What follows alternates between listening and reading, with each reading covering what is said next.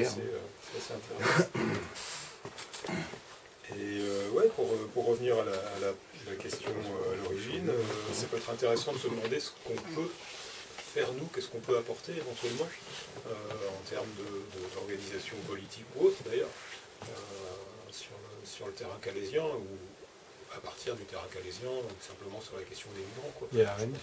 Et à Rennes. Ouais. Et à Rennes. Il y a quoi à Rennes? Je sais pas. Il y a Rennes. Et juste, si on me donne la parole là, si on la passe. J'ai amené 2 bouquins qui, pour moi, sont vraiment des références. Il y a une BD qui est vraiment géniale, qui apprend plein de trucs, qui résume plusieurs années à Calais.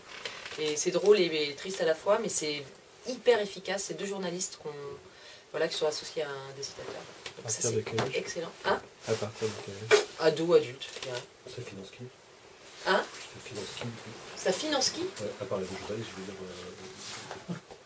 ils vendent ce bouquin-là. Ah, je sais pas du tout. Non, mais ça m'intéresse de savoir si ça finance que les journalistes. Ouais, je sais pas. La question par Non, bien sûr. Non, je sais pas. Je peux pas te répondre. Et le titre? Et c'est des nouvelles de la jungle. Donc c'est 2 journalistes qui sont un peu naïves et qui viennent voir ce qui se passe et qui comprennent tout. Donc c'est assez rigoureux au niveau des événements, mais aussi ça raconte plein de choses humaines, etc. Et il y a aussi une fille dans la jungle, donc là c'est l'histoire c'est une fiction, mais sur un très très documenté, sur une adolescente, J'avais une question. sur une bande de gamins qui se retrouvent dans la jungle, et c'est tous les déboires, tout ce qui traverse. Et puis tout à l'heure, en fait, je me demandais si vous aviez des témoignages de flics, soit qui justifieraient en fait leurs actions répressives, soit qui ont pété un câble en fait, entre l'enclume et le marteau. Je rebondis sur la question, par exemple, après Sabra et Shatila, il y avait eu des refusniks. Ouais. Parce qu'ils ont été témoins d'une chose qui, de la même façon que la Bollardière avait dénoncé la torture en Algérie, le général de la Bollardière, c'est-à-dire que ça fait pas rien quand tu es. Je pense que. Alors, j'ai pas de témoignage de témoignages écrits ou recueillis, etc. Ouais, Par contre, pas mal d'interactions avec les flics, évidemment, et des discussions, des fois assez édifiantes, des comportements tout à fait édifiants aussi. Alors évidemment, ça veut dire qu'à partir du moment où tu commences à arriver à parler avec les mecs, il y en a beaucoup qui doutent de ce qu'ils font.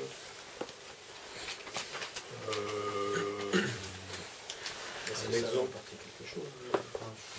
Tu sais, ce qu'on peut faire sur le terrain, à part essayer d'ouvrir le dialogue et d'instiller un petit peu de doute ou de titiller les mecs en leur disant en gros, les situations, c'est quand tu as le temps de discuter avec les mecs, c'est que ça se passe pas bien. C'est-à-dire qu'attends que le camion vienne te chercher pour t'emmener au poste, ce genre de choses-là, et pendant ce temps-là, tu as 10 minutes devant toi, donc tu essayes de briser la glace un petit peu, et c'est... Moi j'avais entendu une émission comme ça, le thème c'était l'état des forces de l'ordre, des forces répressives en général, bref, il y avait différents intervenants, et notamment il y avait à un moment donné une intervention d'un mec qui avait l'air de connaître son sujet, je ne sais plus s'il était un ancien policier, en tout cas il avait mené certaines enquêtes, et il évoquait, à un moment donné, il évoqué Calais, et effectivement, ce qu'il disait c'est qu'effectivement les mecs ils avaient le sentiment de... si tant est qu'on puisse trouver un sens dans la répression, mais en tout cas dans les tâches qui leur a été sommé de faire, il n'y a plus de sens, quoi. Les mecs ils disaient, on nous envoie... alors je ne sais pas si c'était général, mais en tout cas ce qu'il laissait entendre, c'est que quand même il y avait une grosse interrogation, une espèce de mec envoyé au charbon, pour qui, pourquoi, enfin pour faire quoi, voilà, il y avait quelques... À part pour foutre la pression et faire chier le monde, en gros, c'est un euphémisme, mais sinon, effectivement, ça n'a pas de sens. Les gars, pour finir ce que je disais, je pensais à un truc en particulier, où on était sur des mecs des Soudanais qui campaient sur une voie ferrée, les flics arrivent, je l'ai fait bref, ceux qui n'avaient pas de papier ou qui étaient en situation régulière, vous restez, on appelle le camion vient, les journalistes, vous dégagez. Moi, je dégage pas, je suis là, j'ai le droit d'être là, je reste là. Je reste là, quoi. Et je fais des photos en plus. Au début, je fais des photos, j'étais en argentique, ça remonte, 2005. Donc pas très discret. Et le mec me voit faire des photos, il dit rien. Je continue à faire des photos, ouvertement, le mec dit rien. Et puis, grand silence, personne ne dit rien. Puis à un moment, je dis quand même, admettez qu'ils ont quand même plus besoin d'aide qu'autre chose, ces gens-là, quoi. Et il y avait le flic qui était à côté de moi, qui était un mec qui était assez jeune. Il dit, en gros, je ne me rappelle plus très exactement, mais je crois, en gros, ça donne à peu près ça. Moi, je suis assez d'accord avec vous, monsieur. Et là, je vois le mec qui devait être son supérieur, en fait, qui est plus âgé, qui était à côté de lui, qui le fusille du regard. Genre, tu vois, ta gueule. Mais je pense que c'était un ta gueule qui voulait dire, bon, c'est bon, on va pas plus loin, parce que... ouais, mais je pense que lui-même n'était pas très sûr de lui, tu vois, ce que je veux dire. Et que si on commençait à aller sur ce terrain-là, les mecs allaient perdre un petit peu les pédales, quoi. Et après... On le sait, mais on ne dit rien. Bah ouais, les mecs sont envoyés, ils passent 1 mois, 2 mois, je crois qu'ils passent 2 mois à Calais. Je pense que la première semaine, ils peuvent y croire, il y en a un qui s'éclate en plus, ça c'est certain. Mais au bout d'une semaine, ils s'aperçoivent que les mecs qu'ils ont arrêtés le premier jour, ils sont passés 48 heures au CRA, ils sont relibérés, ils les réarrêtent 48 jours après, ils les remettent, enfin 48 heures après, ils les remettent au CRA, 48 heures après, les mecs qui ressortent, ils les réarrêtent. Et pendant 2 mois, ils ont passé leur temps à arrêter des mecs qui sont libérés, qui réarrêtent, qui sont libérés, qui réarrêtent, qui sont libérés, jusqu'à ce que le mec il arrive à se casser. À quoi ça sert? Enfin, je veux dire, est-ce qu'il n'y a pas quelque chose de l'ordre de la vexation nationale dans cette histoire, quoi? C'est-à-dire qu'il y a les grandes époques où les immigrés, je mets plein de guillemets, venaient en France, c'était un peu, voilà, nous on est le grand frère, l'ex-colonie et tout, ils viennent chez nous parce qu'ils nous envient, quoi. Mais là, ils nous envient pas du tout, ils veulent se casser de chez nous. Ouais, je sais pas, tu penses que c'est ça que les gens peuvent ressentir, je sais pas. Mais non, mais je me dis qu'il y a... je vois ce que tu veux dire. Il y a quelque chose de... Enfin, moi, ça me paraît un peu... quelque chose de cet ordre-là. Je dis pas que c'est le ressort essentiel. Je dis que de tous les ressorts, il y a quelque chose de... Pour la réaction de l'État, et pour cette réaction délirante, de mon point de vue, j'ai l'impression qu'il y a quelque chose du type espèce de vexation nationale. Ce serait marrant, ça. C'est assez baroque comme idée. Quand je me pose la question, quand je travaillais dans les territoires palestiniens, à chaque fois que j'arrivais en Israël, j'étais toujours sur un flic qui me demandait qu'est-ce que vous venez faire en Israël. Je ne vais pas en Israël, je suis en Palestine. Les mecs, ils faisaient la gueule, j'adorais. Non, Israël, c'est pas mon truc, de l'autre côté. Mais ouais, il y a pas de ça, ouais. Mais après, t'as des mecs qui s'éclatent, quoi. Clairement, t'as des mecs qui s'éclatent à éclater les autres, quoi. T'as des mecs qui sont des pervers, quoi. Enfin, oui, Mais par contre, est-ce qu'il y a une autre situation, est-ce qu'il y a un autre endroit en France où ça peut ressembler à ça? Je veux dire, je pense que les forces de l'ordre sont au contact de quelque chose d'assez spécifique quand même. Ouais, moi je pense qu'ils sont... on peut peut-être avoir des comportements, ou des stratégies comparables sur des manifs, on a vu sur la loi travail ou des trucs comme ça, avec des stratégies vraiment d'intimidation, de cassage, quoi. Avec des interpellations, moi j'ai souvenir le blocage du dépôt à Verne-sur-Sèche, où à un moment donné ils ont chargé, bref, c'était symbolique, mais résister, pour montrer aussi que... Et à un moment donné, tu as... en plus il y a du générationnel là-dedans, et donc c'était des gardes mobiles il me semble, et donc ils gassent tout ça, puis donc il faut reculer les gens, et puis ils sont interpellés, il y en a qui les interpellent individuellement, et si c'était vos gamins, c'est eux même qui vont subir les futures lois, qui vont se faire exploiter, enfin bref, il y en a un qui dit ne m'écoute pas, et puis alors c'était un jeune, vraiment le gamin, c'est les œillères, un gamin quoi, avec le regard fixé tout droit pour pas croiser ce qu'il faut. Et un mec un petit peu sur l'arrière, tu vois, à qui tu balances ce genre de choses, il dit peut-être que je réfléchirai. Voilà, on est un peu dans le même logique. Quoi. Jacques Rancière, c'est un, je ne maîtrise pas spécialement, mais c'est un philosophe français qui parle d'émancipation à partir de la question de la disruption du sensible, en fait. Ce que vous évoquiez tout à l'heure sur le fait de changer le regard, c'est d'après ce gars-là, et de ce que j'en ai compris, c'est une des prémices de l'émancipation, quoi. Et donc, potentiellement, de la résistance, en fait. Et c'est pas rien, c'est évidemment, à l'échelle des mecs qui sont en train de crever dans un Guantanamo à ciel ouvert, ça n'a pas de sens. Mais c'est bon. Et c'est ce qu'illustre par exemple le film La vie des autres, là, le mec de la Stasi, qui est dans un rapport au sensible qui à un moment le fait changer. Les mecs qui tournent quand même. Il est sur place, tu vois, c'est quand même l'organisation comme ça. C'est ça, tous les 2 mois, donc t'as pas vraiment le temps de... Comme c'est des ordres. Comme ils le font dans les cités. Ouais, bien sûr. Les mecs débarquent, c'est les mobiles. Cette technique-là, elle est éprouvée. Il y a le 17e de ligne a fraternisé avec la révolte des vignerons, parce qu'ils étaient du cru, et du coup, l'État a tiré l'enseignement de ça pour justement qu'il n'y ait pas de lien humain qui puisse se tisser. Et deux exemples qui étaient cités par Hannah Arendt qui étaient assez saisissants et rappelaient une chose terrible, c'est que c'est les vieux policiers de Berlin qui étaient proches de la retraite, qui étaient ventripotents, qui ont commis les pogroms en Tchécoslovaquie, quitte à vomir pour tous les crimes qu'ils commettaient, par banalité du mal. Mais il y a aussi des individualités qui ont comment dirais-je, qui ont refusé la question du refus ou l'insoumission, hein, pas l'insoumission politique, hein, l'insoumission en acte. Hein, c'est pas la même chose. C'est pas la même hauteur de vue, vachement. Je crois que c'était extrêmement important, de la même façon que certains policiers ont fait fuiter l'assassinat de Malik Oussekine, par exemple. Ils ont fait fuiter pour que ça sorte. Le 17 octobre 61, pareil, quand il y a eu l'assassinat des Algériens dans la cour de la préfecture de police de Paris, avec les câbles à vélo des hirondelles. Pareil, ça a été cette affaire-là a fuité. Je crois que la question de... Alors on va remonter à loin, mais moi quand je m'engage... Quand on est objecteur de conscience, on reste objecteur de conscience toute sa vie. Je veux dire,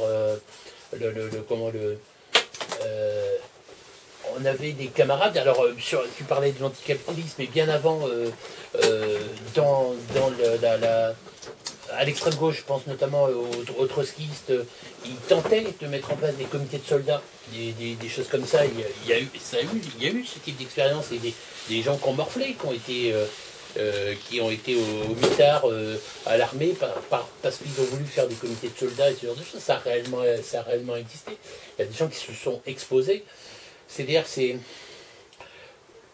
Pierre Vidal-Naquet, dans Le Trait empoisonné, quand il combat les négationnistes, il dit la question, c'est la question centrale de la mémoire des luttes, la mémoire fertile. Hein, ça, c'est extrêmement important pour dire, voilà, il y a des choses qui ont fonctionné, des choses qui ont été opérantes, il ne faut pas le perdre de vue pour que ce ne soit pas à chaque fois les générations qui doivent subir la page blanche. C'est ça. Qu'on puisse engranger et puis voilà, c'est extrêmement... il y en a qui savent faire à force de s'essayer, quoi. Je crois que c'est... Sauf que là, il n'y a pas de possibilité d'essayer. Je trouve pas. Il ne peut pas y avoir de mémoire des luttes. Enfin, je trouve que c'était assez marquant. Oui, et d'ailleurs, c'est peut-être pour ça qu'on détruit tous les endroits, qu'on ne veut pas que les jungles s'installent. Je pense que vraiment, pour le coup, il y a une volonté prochaine de bousiller le fait que les gens s'organisent. Ça, quand les gens, au-delà d'être fatigués, etc., de ne pas avoir d'endroit à soi, les gens se planquent, et on les voyait, on les distribue. Ouais, c'est ça. Mais c'est ça, mais vraiment. Les gens, ils sont sur les distributions. À nouveau, j'essaie d'être très concrète. Et ben, tu sors le thé, tout ça, et tu vois une personne, et les gens, ils arrivent comme des animaux, apeurés. Et effectivement, tu parles de terre brûlée, on voit autour de Calais, sur des coquets, c'est-à-dire là où se trouve le tunnel sous la Manche, c'est-à-dire à plusieurs kilomètres de Calais et du port, des zones complètement rasées, mais rasées au bulldozer, il n'y a plus rien, que personne ne puisse s'y planquer, quoi.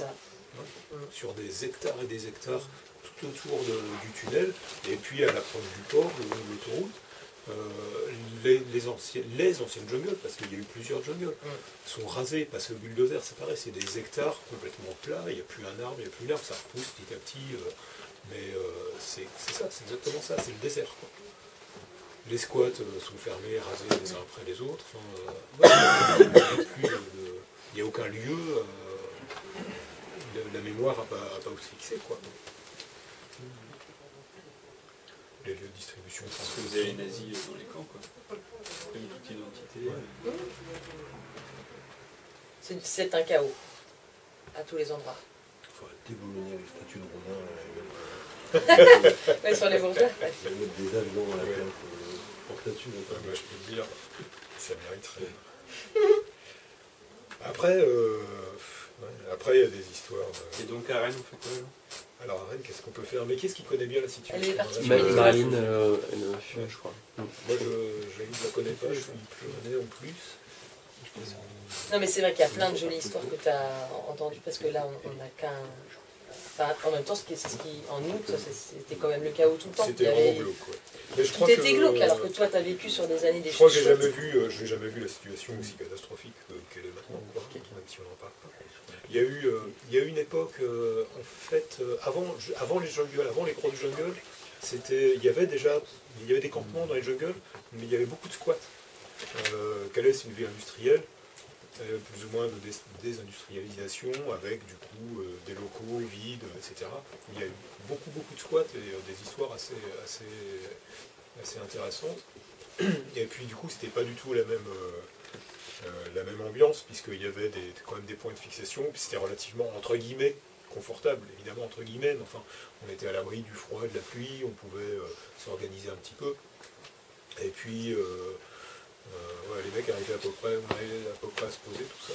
Et puis évidemment, il y avait des descentes de flics très régulièrement, forcément quand même, mais enfin, c'était pas permanent non plus, quoi. Donc, et du coup, il y avait par moment, par période et par endroit, des histoires qui étaient plutôt assez sympas, quoi. Et puis après, c'était... même les descentes de flics pouvaient faire... limite être...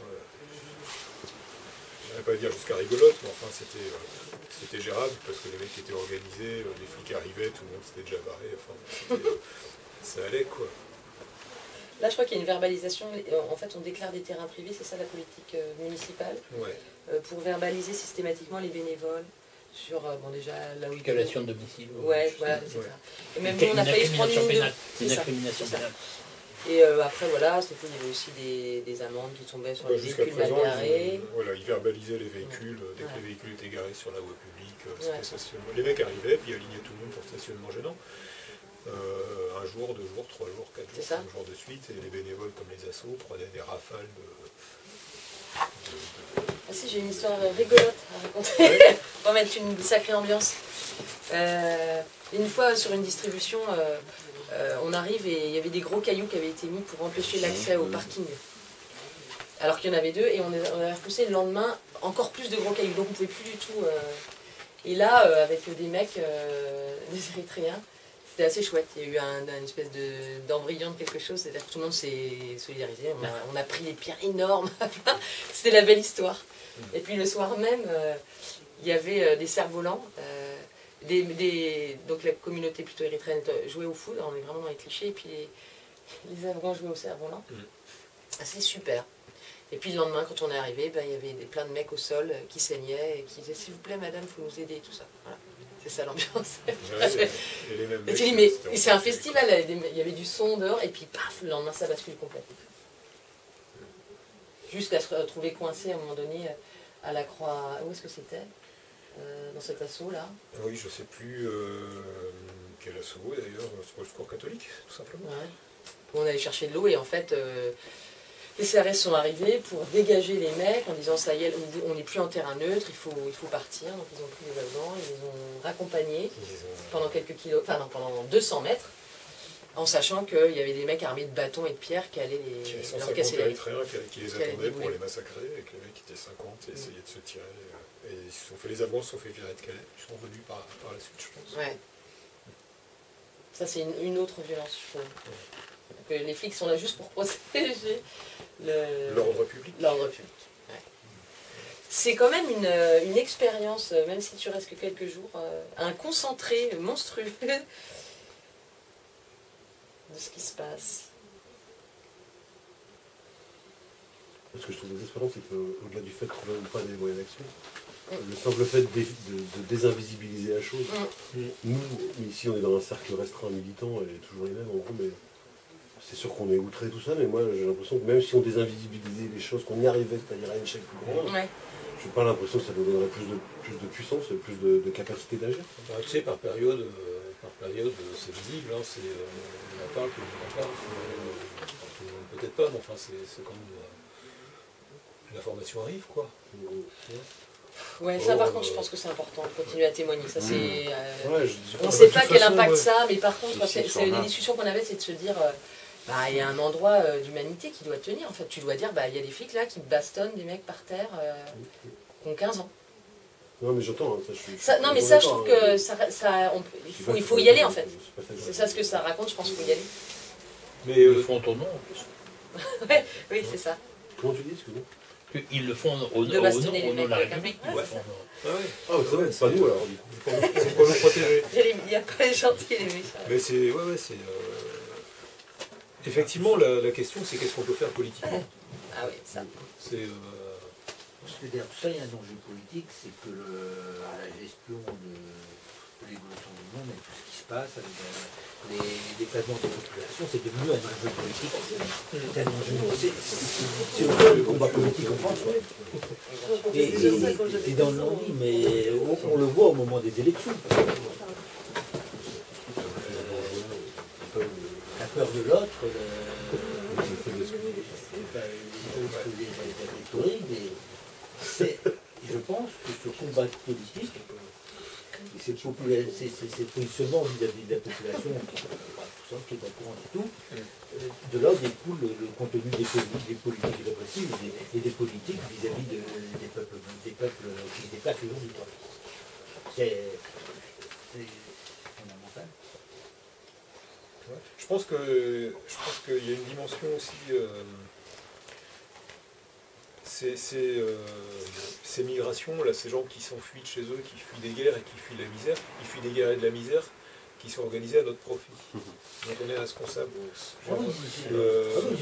Ce qui veut dire que ce qui arrive sur nos côtes, c'est un petit peu l'écume de ce qu'on a brassé. Enfin, et donc c'est aussi quelque chose qui nous met en accusation. Ça, on a sans doute du mal à l'admettre et à le... Certes, mais ça n'épuise pas le débat, parce que des guerres impérialistes, des agissements impérialistes, enfin, il y en a depuis longtemps. Hein.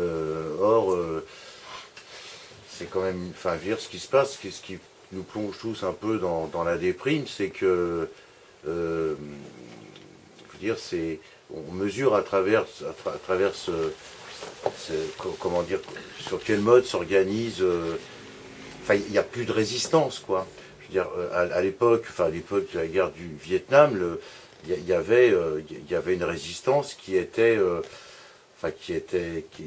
structurée au Vietnam même contre l'impérialisme. Et pareil pour les guerres d'indépendance en Algérie, tous les processus de décolonisation des années 60. Enfin, dire, était le fait du mouvement démocratique, voire du mouvement communiste international, comme disaient les staliniens à l'époque, quoi. Aujourd'hui, il n'y a même plus ça. Il n'y a même plus ça. Et donc, on mesure bien je veux dire, ce qu'on mesure là, notre détresse, elle exprime en fait notre dépit, notre rage, parce que c'est en fait, ce qui se reflète là, c'est le recul du mouvement ouvrier à l'échelle internationale. Je veux dire, c'est ça qu'on mesure, quoi. C'est ça qu'il faut mesurer. Enfin, alors, bon, on va pas tout reconstruire comme ça, mais je crois qu'il faut le dire, ça. Il faut le dire. Non? Je suis pas d'accord avec ça. Je Bon, pense que là, on est à la tu peux. Oui, bien sûr, excuse-moi Frédéric, hein, mais en plus, c'était pas du tout lié à ta personne, mais sur l'idée que tu développes, moi je pense que là, on se met de facto dans la position des vieux cons, quoi. Et clairement, moi je vois des luttes avec des jeunes qui sont clairement pas dans des vieux schémas ou syndicalistes ou du monde professionnel ou de la classe ouvrière ou je ne sais quoi, quel relent de stalinisme, mais moi je vois plein de jeunes luttes et tout, et des gens, c'est clair qu'ils sont pas forcément là, et je ne m'exprimerai pas bien sur ce que j'ai envie de dire, mais clairement je ne suis pas vraiment d'accord avec ça. Non, mais qu'il y ait des nouvelles luttes qui émergent, c'est une chose, mais Non, mais le côté socialisme ou barbarie, à Calais, tu le sens, voilà. Ouais, c'est ça, voilà. C'est la barbarie. Mais... C'est juste... et ça veut pas dire qu'il n'y a pas des endroits de lutte et aussi des nouvelles formes de lutte, ça je suis... Mais quand même, c'est le chaos du monde et c'est le... En tout cas, sur un territoire français, t'as l'impression que c'est le bout du bout ça dégueule, il y a un endroit... Enfin, et c'est marrant parce que tu camarade évoquait Jacques Rancière, et Jacques Rancière, il évoque aussi ça. Cet écart qui existe aujourd'hui, mais béant, entre la compréhension qu'on a des mécanismes qui sont à l'œuvre, des intérêts impérialistes à l'œuvre pour le pétrole, etc. Il y a des millions de gens qui partagent cette compréhension-là, quoi. Et l'incapacité en face d'organiser une résistance organisée. Je veux dire, Jacques Rancière l'exprime, ça. Je veux dire, et ça, c'est relativement nouveau dans c'est quoi, c'est une sidération? C'est pas une sidération, je crois qu'on n'a pas fini, personnellement je pense qu'on n'a pas fini de vivre la crise le stalinisme n'a pas encore fini de porter ses fruits pourris, quoi. Enfin, je veux dire, c'est l'extrême comète, et puis les alternatives que Denis, tu décris, elles sont pas encore... elles prévalent pas partout, quoi. Elles prévalent pas partout, donc il n'y a rien qui s'est substitué encore. Mais moi, je crois que c'est ça. Je crois que c'est ça. Regardez, par exemple, ce qui se passe en Syrie. Comment se fait-il que ce qui devrait être un mouvement de résistance à des menées impérialistes exprime quelque chose de politiquement encore plus pourri que l'impérialisme? Je veux parler de Daesh. Je veux dire, au moment à l'époque de la guerre du Vietnam ou de la guerre d'Algérie, des gens en France pouvaient être en affinité relative ou en affinité complète, je pense aux porteurs de valises, avec le FLN. Les étudiants américains pouvaient être en affinité, pouvaient comprendre le sens du combat mené par le Viet Minh. Et d'ailleurs, il l'exprimait sur les campus américains. Aujourd'hui, en Syrie, c'est vraiment pas ça qui se passe. Puisque l'expression encore une fois, de ce qui devrait être la résistance, c'est encore pire que... Les mecs ont le sentiment de résister, je pense, à Daesh. Comment? Je pense que les mecs de Daesh ont vraiment... Oui, ils ont le sentiment de résister, oui, paradoxalement, mais sauf que... Oui, ils ont le sentiment de résister, mais sauf que leur résistance, c'est celle des... Je veux dire, peut-être que les premiers SA et SS avaient aussi le sentiment de résister au capitalisme, et voilà, hein. Non, c'est sûr, je trouve que la comparaison est intéressante. Voilà. Sur le sentiment de résistance. Et moi, ce qui m'interroge, c'est, en tout cas de ce que j'ai compris, de ce qu'est exprimé Rancière, c'est que l'idée, c'est pas justement de se dire, en fait, qu'est-ce qui fait que, en fait, toutes ces populations-là, parce qu'en fait, est-ce qu'il faut qu'il y ait des populations à l'échelle de toute la planète qui partagent une même compréhension de comment lutter en termes d'anticapitalisme? Et déjà, est-ce que cette compréhension-là, elle est juste? Ou est-ce qu'il faut... Enfin, à mon sens, ce que Rancière dit, c'est dépasser la position d'expert en disant je comprends les mécanismes du capitalisme, et donc une fois que je les ai compris, je peux lutter contre. Oui. Et l'idée, c'est pas forcément... Enfin, moi, je pense qu'il n'y a pas un seul économiste qui peut, mais même... comment il s'appelle le prix Nobel Piketty. Piketty, il parle d'un certain point de vue, c'est un keynésien, etc. Et donc, quoi qu'il arrive, ce gars-là donnera un point de vue partiel de sa vision de l'économie. Alors, j'ai plutôt tendance à le rejoindre, hein, mais... Et éventuellement, ce que soulève Rancière, c'est justement de laisser tomber cette idée de devoir être un expert de la compréhension des mécanismes pour ensuite commencer à agir, mais justement d'être dans entre guillemets, une disruption du sensible, et finalement de se dire, mais en fait, on est tous capables de comprendre ce sur quoi on n'est pas en accord, en fait. Et c'est la question du flic, là, qui est jeune et qui se dit, bah non, c'est pas normal. Et ce gars-là, il n'a pas besoin d'être expert des politiques d'immigration, de géopolitique, etc. Et du coup, moi, ça m'interroge, cette question de... Il n'y a pas de lutte internationale. Ça renvoie au commun, un peu... Oui, mais du coup, au local. Il y a une base commune sur laquelle on s'entend, nom de Dieu. Comment ça se fait que ça ne fonctionne plus? Mais moi, ça me fait penser au mouvement alternatif, tu sais, comment on appelle ça, tu sais, permaculture et compagnie, en gros. Il y avait un reportage, c'était des solutions locales pour un désordre global. Alors, moi, je suis, entre guillemets, très peu politisé, mais moi, déjà, je comprends pas les mécanismes de lutte, etc., les mécanismes économiques, et je suis persuadé qu'on peut avoir une action sur le plan local, quoi. Oui, mais tu peux être persuadé aussi que le capitalisme, il va en faire son affaire, comme il fait son affaire de tout. Bah, je sais pas, si tu prends si tu utilises le Galéco, que tu vas chez des artisans locaux, etc., ça sera une... Enfin, tu vois, ça devient... ça devient secondaire, quoi. Il y a des gens qui ont l'air de croire que toutes ces petites économies solidaires, à force de fleurir et de grossir, elles vont finir par renverser l'économie. C'est pas ce que j'ai dit. Oui, mais ça me fait penser à ça, du coup. Mais je pense que c'est un moyen d'action, enfin, qui dépasse... Alors, c'est très intéressant, la Réunion, mais qui dépasse le fait de contester ce qui se passe à Calais. Moi, je vais sortir de là, bon, forcément, je suis révolté, mais... Je vais rentrer chez moi, je vais dormir, je vais bouffer. Ça ou rien. Oui, d'accord. Ça ou rien. Mais c'est exactement fondamental. ce que tu ressens quand tu vois les gens qui distribuent des brioches et tout ça. Tu dis ouais, mais c'est des vieilles nanas quand c'est du cul, tu vois, qui viennent faire leur béat. Ouais, mais bon, il y a une humanité en place. Donc, en fait, c'est pas contradictoire avec un combat politique profond. Là, c'est un témoignage. On ne conteste pas ce qu'il y a à Calais. Parce que je pense que c'est, tu vois. Oui, on conteste dans le sens de fait, on vient de dire. C'est fondamental de le faire, mais derrière, qu'est-ce qu'on fait, quoi? C'est la question. D'accord, mais si, en amont de faire quelque chose, il y a toujours une réflexion et le fait de censure de toute façon. Oui, c'est important. C'est déjà une première étape, c'est une première marche. C'est sûr qu'on en reste tous là, je suis d'accord avec toi. Je dis pas qu'on en reste tous là, c'est la question. Mais au sortir de cette soirée, on a changé et après, après je dis pas chacun pour les vacances d'ailleurs. Bah après, les 26 millions de mecs dans le 8e pays le plus riche du monde qui vont travailler tous les jours. Et pourquoi ils y vont quand tu vois les jeunes, ils disent moi j'ai arrêté de bosser. Mais la crainte des systèmes, le système il tient comment aujourd'hui dans les entreprises, il y a quand même l'utilisation de la peur. Là à Calais ils utilisent la peur, mais c'est à une échelle qui dépasse encore l'autre utilisation de la peur dans la contrainte quoi. Il suffit d'instaurer la peur et puis après ça combat un peu les espérances que tu peux essayer de trouver. Hein. Mais alors pourquoi c'est fort en face. Donc, du coup, le militantisme, il est là pour justement contrer le militantisme qui est en face, parce que le capitalisme, il milite. Et il milite avec la presse, il milite avec les journaux, il milite avec certains partis politiques, il milite avec la domination. Alors, pourquoi on va travailler 26 millions aujourd'hui alors que...